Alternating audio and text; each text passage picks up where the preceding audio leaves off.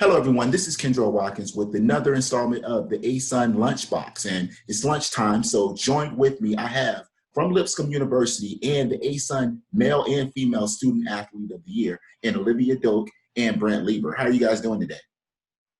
Pretty good. I just wanted to get right into it. Just being the male and female student athlete of the year, I know this is the first time that it's happened in Lipscomb University history, sixth time with the ASUN conference. So just tell me, just being a student athlete, Brent, I'll ask you first, what goes into being able to juggle both and doing it successful and at the level that you both have done it? Yeah, that's a good question. Really, the big thing I would say is it's just a lot of discipline. As student athletes, Olivia and I both know that it takes a lot of discipline to wake up early, go to morning workouts, go to practices, go to weights, and then on top of that, you got to make sure that you got all your schoolwork in order. So, yeah, I would say it's you have to spend a lot of late nights sometimes and early mornings. Try to get the sleep you can get, but yeah, to be able to put the work in the classroom and on the field, you have to have a lot of self-discipline. Olivia, anything you want to add?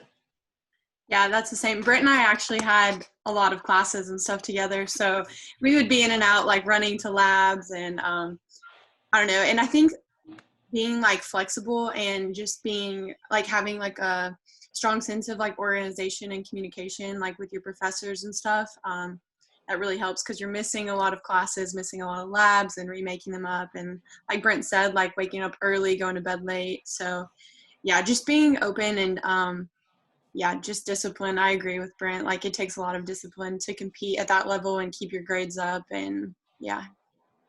Okay, well, what is a typical day, I guess, during the school year? What time does a typical day start? And just take me through the typical day, because I know I've seen just student athletes just getting ready to board planes, just sleeping during doing homework during layover. I know it's a lot of hard work. So just give some of our viewers just how does your day normally go? So a normal day for me would probably, I guess we'll go during the fall season in cross country. So usually we have some sort of morning run or practice, but we're usually always up early. So that would usually be probably around 7 a.m., 6:30, 7 a.m. We're up and we're already running, warming up. We might have a workout or we might just have a team run. But either way, we're up really early, getting that run done. And then 2 days a week, we'll have weights also, either in the morning or in the evening. So, yeah, early morning wake up. And then it's usually straight to class pretty much after that, depending on your schedule. But usually you'll have a morning class or two right after that workout. So you get done the workout, shower, grab food real quick. And then, yeah, you're pretty much you're on the go the rest of the day. So you'll have morning classes. And then at Lipscomb, we have chapel as well, 2 days a week. So you might have chapel in there. And then lunch fitted in somehow because, like I said, you pretty much nonstop all day. And then depending on the day, we might have another workout or run in the afternoon, but that would usually be more of an easy effort. And then we might have weights as well. And then in the evening, it's pretty much just homework, studying, getting all the stuff done that you didn't have time to do during the day because you were either at practice or in class. And then if you can, try to fit in a little bit of downtime in the evening as you wind down before bed. Try to get to bed early, although, like I said, it usually doesn't happen because you're usually up getting all the work done that you couldn't get done in the middle of the afternoon, like most college students that aren't in class or at practice all day. And then, yeah, try to hit the hay early and get up and pretty much do the same thing again for all 6 or 7 days of the week. But luckily on the weekends, you don't have class, but then those are also the days usually you're traveling to competitions or, like you said, you're in an airport or something. So it's pretty much nonstop. It's nonstop. Olivia, what about yourself? Yeah, our schedule varied when we'd have weights and stuff. So we had semesters where we would wake up at like 5:45 or 6 and have weights. And then you're grabbing a protein shake and you're heading to class. And then right after class. I mean, maybe you'll get some sort of luncheon. The snack or the fueling station at Lipscomb was like a game changer for us when they started like providing where we could just eat on the go and stuff. So we'd be running to practice after that. And then being disciplined too, you have to be disciplined in your recovery. So I would spend like an hour or two in the training room, like doing my homework on Normatech or like in the ice bath. And then I had a lot of like evening like chemistry labs. So I had like one fall I had like organic chemistry lab from like 6 to 10 p.m. like one day a week. So that was just like running back and forth, kind of like with the chicken with your head cut off, just like trying to like make it. But luckily it ended up being like really great and working out, just being disciplined in it. But yeah, the days were crazy. I look back and like, wow, like how did I do that for like 7 semesters? It's crazy. Yes, I wanted to ask, did you guys, because I didn't hear anything about naps, did you guys schedule naps in at all, or did you just get those when you could? Yeah, you try to if you can. The way our schedule is usually set up, well, it helped me because my last semester was a little bit more chill than a lot of people. So I did have the opportunity in the afternoons. My afternoons were a little more free than they had been in the past. So I was able to fit in a few naps, but sometimes you can't do that necessarily because then, like for me, I might have an afternoon run too, and then you wake up and you just feel groggy and you're like, you don't know where you are. So yeah, it varied. Maybe like once a week, twice a week I would fit in a nap, but daily naps would have been great back to preschool days, but that just didn't happen for me. Crazy. I was actually looking at your social media. You had a challenge where you were just like trying to get everyone to run the time that you ran during your actual cross country championship or your cross country championship time. And yeah, it was insane. Like you had like 4.5 or something like that. Like what was the time again? Well, it was for the time I averaged running the indoor 5K. Got you. But yeah, it was like, I think it was like 4:30 per mile. Yeah, I did that because I was going to get on it and try to do it just for the ASUN conference. And I was like, yeah, that doesn't even look safe. There's no way. Like I would do that maybe for 30 seconds if I don't. So I was like, yeah, I'm not doing that. Olivia, I wanted to ask you because I know you graduated this past December? Yes, I did. All right. And so you knocked out everything in 3.5 years. So yeah, you actually went in on the school tip. Where did you find time to take all of these classes? Oh, goodness. I would squeeze in as many hours as I could in a semester. I would meet with Dr. G, our academic counselor, and be like, okay, can I take like this many hours in the fall and like try to like spread it out the best I could where I wasn't like overstretched, but still like challenged in a lot of ways. But I stayed every summer and just was on campus and worked camps and took classes, and that really helped get ahead. That I would recommend that to a lot of people, especially to play a fall sport if they're looking to play like professionally too. Like I think it opened up a lot of opportunities for me to go and play. But yeah, I really did stretch myself. It had its pros and cons, of course, but I'm really thankful that I did it. And I could have done it without like my professors being flexible and my coaches and everything else. So it was awesome, but it was pretty challenging. And just staying with you, I know just on the field that the Lipscomb Bisons, they won back-to-back ASUN Conference Championships and represented us in the NCAA Tournament. Just tell me, just over the course of your collegiate career, how did you guys grow as a team? How did you grow as a person more so? And how is that helping you just after going professional and everything? Yeah, so I remember when I was like 15, I went on campus and OB had just gotten the job like that past year. And he kind of casted this vision of like what he wanted the program to look like and how he saw me being a part of that in terms of like winning the tournament, going to the NCAA tournament and just not only like making it, but like being competitive in it. And I kind of just like bought into a vision. And I think that year when I went on campus, I think they had won like 4 or 5 games that season.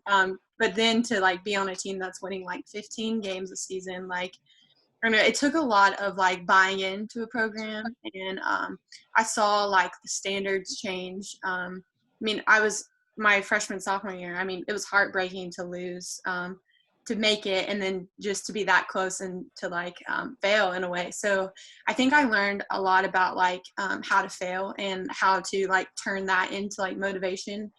And yeah, like the whole team, like I said, like bought into like the vision of like what it's going to take to be like a champion. And so I remember sitting down at like a leadership meeting, and a group of us were just like tired of losing and tired of like that feeling of watching someone else win, especially after our sophomore year on our field. Like it like tore us apart. So I think I don't know, there's this sense of like resiliency and like how to make a comeback. And I think that has just helped me tremendously after, I mean, because it's hard when you graduate and you leave like a program and stuff, and then you're kind of on your own, you know, and starting your like professional career.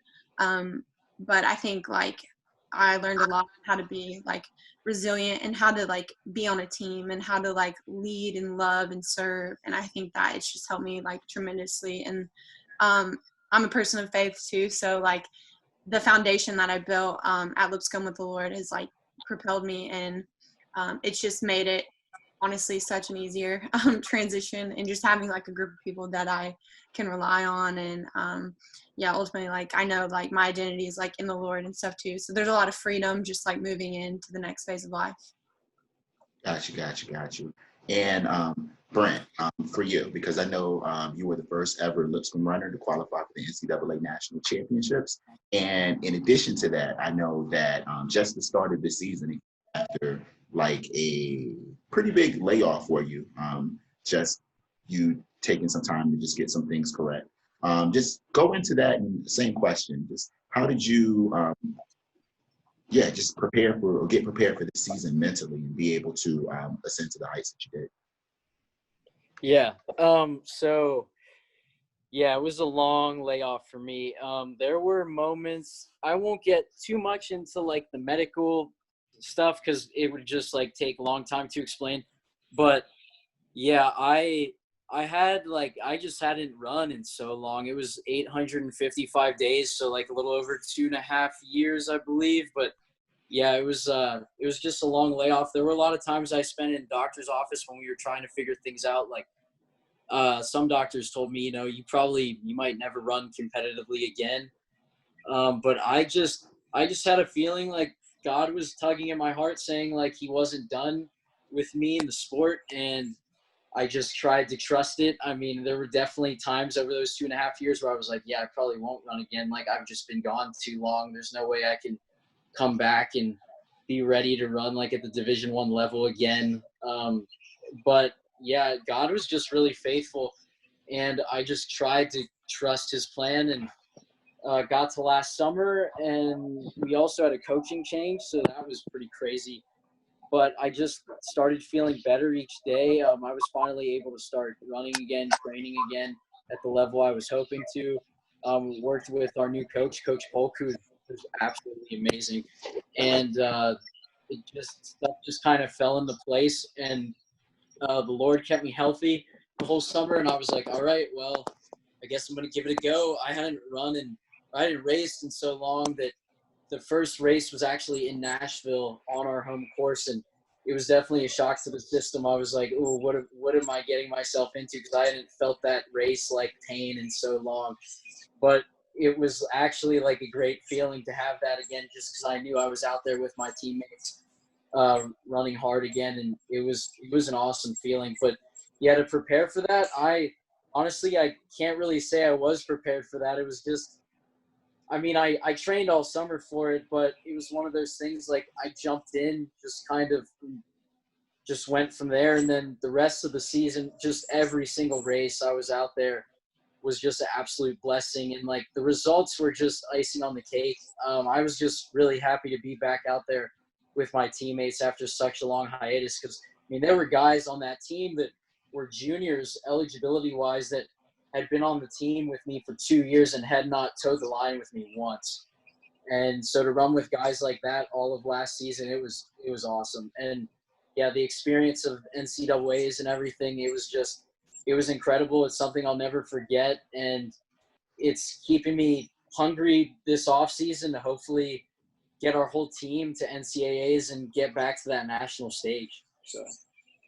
Got you. And yeah, it's incredible. I mean, just when I was reading one of the articles on your story, yeah, it just felt like such a movie because I read the whole story about your father and the T-shirt. How many days was it? 850? 155. Boom! I knew it. I should have just went confidently with it. I knew it. But yeah, 855 days in the T-shirt, and I was just like, yeah, just running at home. That's pretty insane. And actually being able to run healthy the entire year. I actually remember speaking to you at the end of the ASUN Championship, and you were telling me about the scripture on your arm and what it meant to you. And I was like, wow, this is a pretty profound story. So yeah, kudos to you. Also, Olivia, I'm just really impressed by both of you, just the way that you guys are be able to articulate who you are as people. And just, I know at the time when I was, 22, yeah, or 22, 23, yeah, I was still trying to figure some things out. So what have you guys, in adding to that, I just wanted to add from Lipscomb, what is Lipscomb, like, what are you leaving Lipscomb with, just as far as what you came in and how you are going into your professional careers in life? I'll go first on that one. I've had time to like process it and stuff like during this time, but like I came into Lipscomb like a totally different person than the way I left. Like I didn't really like know the Lord fully, and I'd say like my faith and stuff has just been like in my life has just been forever changed. Like I think like you can like look at my bio or something on like Lipscomb Sports, but like I don't know, people are like, oh, you did so much for Lipscomb. And I'm like, no, like, you don't even know, like, what they did for me or the way that they changed my life. And, like, I was able to, like, see the world. And, like, our team, like, goes to El Salvador every year. And I think that is, like, one of our, like, secret ingredients to, like, what makes our team so successful is, like, the way that we, like, love and serve, like, not only our community, but, like, the world together. So I think just being able to, like, have like soccer that's like a sport that I don't know, it often can be just like for yourself and just like what you can get out of it, but I think it changed like everything because it was like, what can I do for the team? Like it was kind of like this identity shift, and it just kind of like made me more hungry, and like it felt so much more free to like play. And when you're not doing it for yourself, when you're doing it for like the Lord and your team, and it just changed like everything for me. So just to see it like kind of like when I was in Finland and stuff too, just like the freedom and the joy that I felt just like playing. And I think that like I know that in life like our circumstances change, like for instance like the pandemic, like it kind of like changed everything for everyone for a few months. So just being able to just like I think Lipscomb taught me how to just like your joy and stuff isn't defined by your circumstances, that you can when your identity is in so much more than soccer or anything else, like because that fades like so quickly. And so just like just having like I said, like the sense of like freedom and like secure joy, I think it taught me a lot. And then I know like it'll help me like in my career past soccer too. It'll help me like because I want to be in the medical field, so I think it's gonna be great. I think they just like marry really well together. So I think just being part of like a team and a part of like a greater community is what I'm like leaving with. All right. And Brent, what about yourself?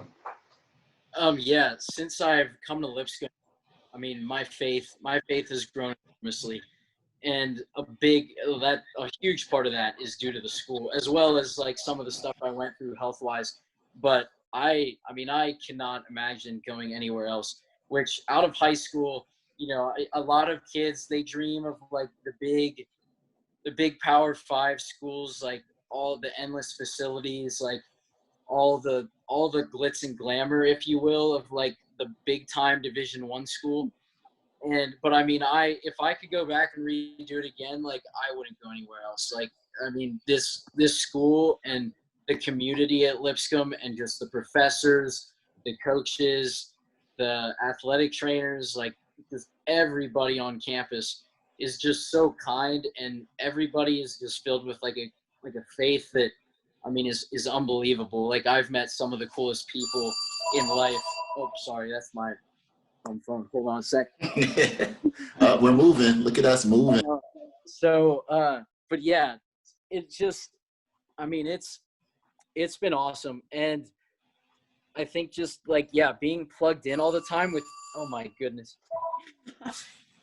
with people of faith is just, it's incredible. Cause I know that if you went to a lot of other places, like, you wouldn't necessarily be surrounded by tons. Oh my goodness. They want you. They want you. Tons and tons of believers. And it's been awesome. And I wouldn't change the path that I went down at all. Gotcha. And just one last question that I wanted to ask. Because the show is called the ASUN Lunchbox. So I want to know, when I'm in Nashville, where do we go to eat, just as a staff and everything? Because I want to know, when we have some downtime, I want to know where we're coming from. And I know, Brent, you're from Maryland, so you're coming in. I know, Olivia, you're from, what was it, Shelbyville? Yeah, so I'm like an hour away, hour and a half. It's called research. Yeah, I had to, I was like, yeah, she went to Shelbyville Central, so I'm just going to guess the name of the town. Yeah. So that was just a guess. But yeah, when I travel to Nashville, where am I going to eat? You want to go first, Olivia? There's so many good places. Okay, so when the Lipscomb women's soccer team hosts the tournament this year, and you guys have to come, you should. Okay, I'm gonna give you like 2 places. I probably have like different food preferences. I'm a pretty I like a lot of like organic and stuff like that. But do you like smoothie bowls? Have you ever had acai bowls? Yes. Okay, Franklin Juice. They are so good. Like, you're gonna have to go there.